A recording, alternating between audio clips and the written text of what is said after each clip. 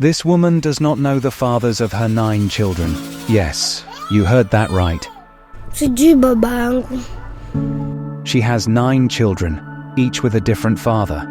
Mimi niko na watoto 9. Na watoto 9 na kila mtoto na baba yake. Si tuko na yeye na baba different. But today she's raising all of them by herself, and it's taking every ounce of her energy. Wanalalanga juu ya nguo, juu hata kitanda yenyewe ni ndogo kwa watoto 9, sina la kufanya. Njaa imetuzidi kabisa. Chakula tunaokota. Hatuna hadi mavazi.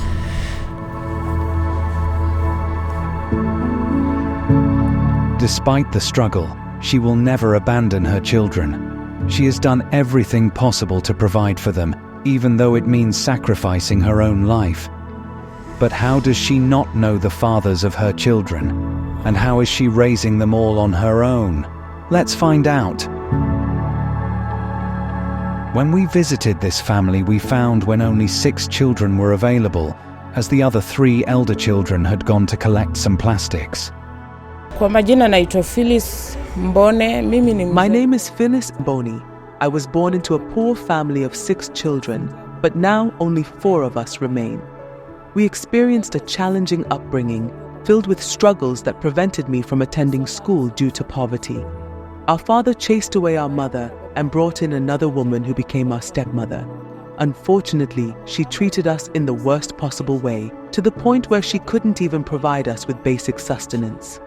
Tragically, my brother died from hunger as a result.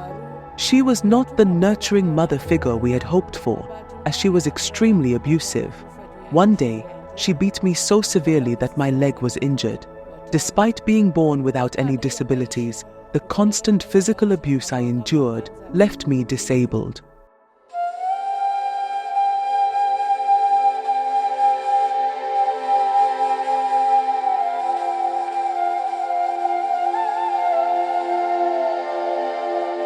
Their childhood was never easy. They struggled with poverty and endured abusive and neglectful parents, making their life far from that of other children. These circumstances forced them to leave home at a young age in search of ways to survive. She found herself wandering the streets of Nairobi at just 16 years old. I got a job as a waitress, hoping that my life would improve financially and overall. However, things took a different turn when I met a man who convinced me that he wanted to marry me and provide a better life than being a waitress. We fell in love and I became pregnant. Unfortunately, after giving birth, he immediately abandoned both me and the baby. As a young single mother, I struggled without any support and reached a point where I wished I didn't exist anymore. Despite the difficulties, I continued raising my baby alone and returned to work at the bar. When my baby was 6 months old, I met another man whom I hoped would be different from the first. I asked if he would genuinely take care of me and my baby, and he quickly agreed, promising to love me wholeheartedly.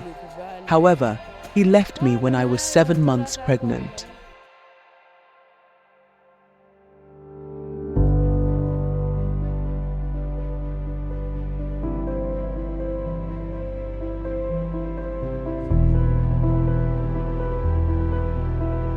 With 2 babies without their fathers and nothing to feed them, life was becoming increasingly harsh.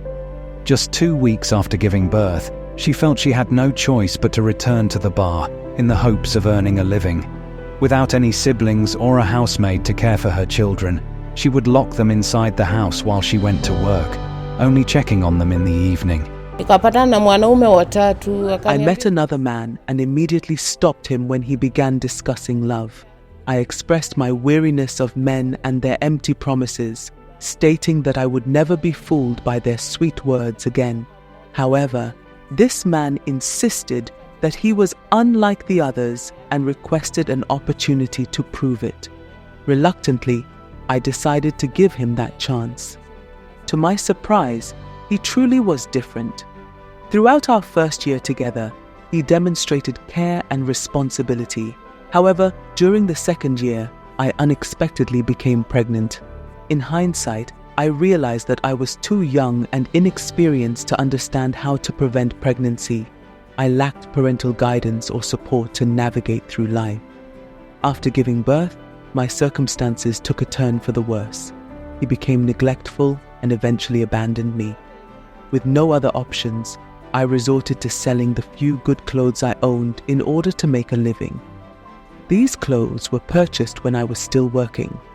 Unfortunately, this source of income was short-lived since I had only a limited number of clothes to sell, and I did not wisely invest the money.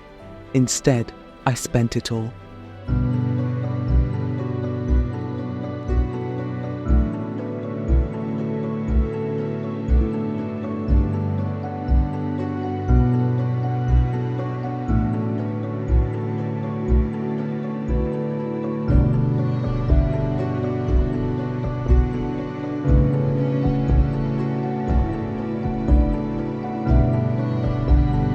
As days passed, her life continued to worsen. One day she made a decision that no one would simply think of, going to the streets to engage in sex work, prostitution. Everything she did was for the sake of helping her children survive, but even that wasn't getting any easier. Unapatana na mtu anakuambia atatumia CD. I met a client who refused to use protection, condom, and as a result, I became pregnant. This led to the birth of my fourth child, a daughter. Despite being pregnant, I continued working until I was 8 months along. Just 2 weeks after giving birth, I returned to prostitution and became pregnant again, for the 5th time. This pattern continued, and I ended up conceiving multiple times, eventually having a total of 7 children. I continued my job, but then I met a man who questioned my lifestyle and urged me to think about myself. He advised me to go to the hospital to prevent further pregnancies. We became friends and went to the hospital, but unfortunately, the doctors discovered that I had high blood pressure, which made contraceptive pills ineffective. The man impregnated me, and like the other men I had encountered, he ran away. Left with no other choice, I returned to the streets and ended up getting pregnant for the 9th time.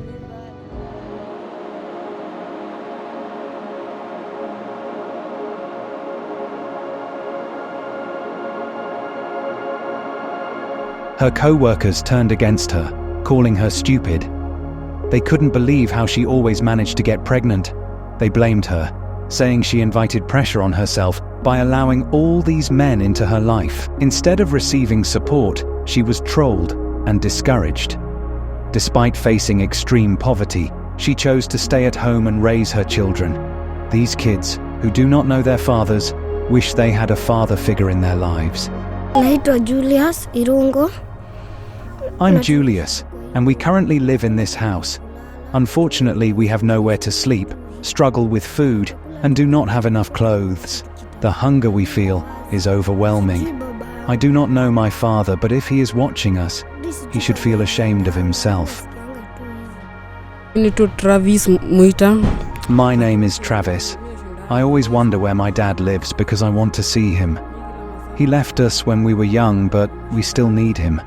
Our lives are challenging and I am unable to attend school due to the lack of school fees, even though I would love to study. There are 9 of us children, each with different fathers, but I still have a desire to meet my own father. As boys, we feel the need to have our own space, as there are certain things we feel too shy to discuss with our mother.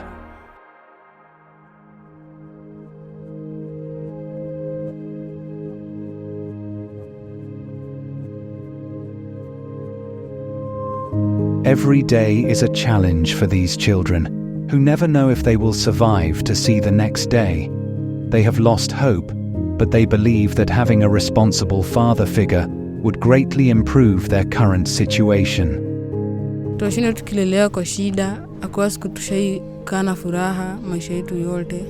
Ever since we were born, we have never experienced joy in our lives. We are unsure why we do not have fathers like others. We reside in a cramped house where we sleep and wake up feeling even more exhausted. Our living space is insufficient for our large family, and we yearn for a larger house. But that dream seems unattainable. We face a significant problem in our current situation. We do not have any clothes and are forced to find old clothes from trash cans each morning. We then hand them over to our mother for washing before putting them on. Moreover, the house we are staying in is old and damaged, allowing rainwater to enter. Consequently, we are unable to sleep when it rains. Hii unga imeexpire, tunaitoanga kwa takataka tukienda kuchambua, na ndio tunatumia kwa hii nyumba, hatuna chakula ingine. Alafu hii ni unga ya uji. Hii ndio napikianga nayo mtoto uji, na imeexpire na nimetoa kwa takataka. Hii ndio chakula tunatumia kwa hii nyumba yangu. Despite the odds stacked against her, she has tried everything possible for her children.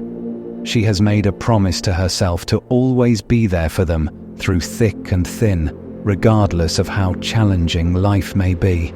Kazi yangu ya utaka asubuhi yenye I have to collect plastic materials and resell them. If I'm lucky, I collect as many as possible to provide for my children. However, this work is demanding, and I have encountered numerous challenges. We have to wake up early, and though it doesn't generate a lot of income, it is still better than what I did before. Whenever I try to find other jobs, I am automatically rejected because people see me as disabled. However, my disability cannot prevent me from working.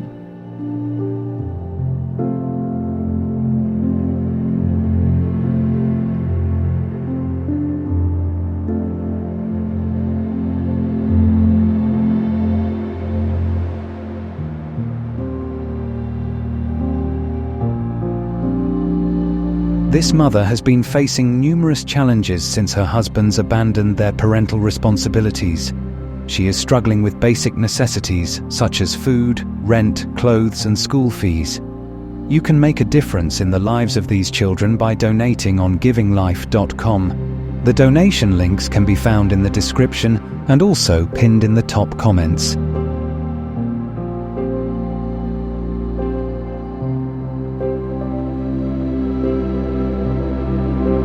This mother is a hero.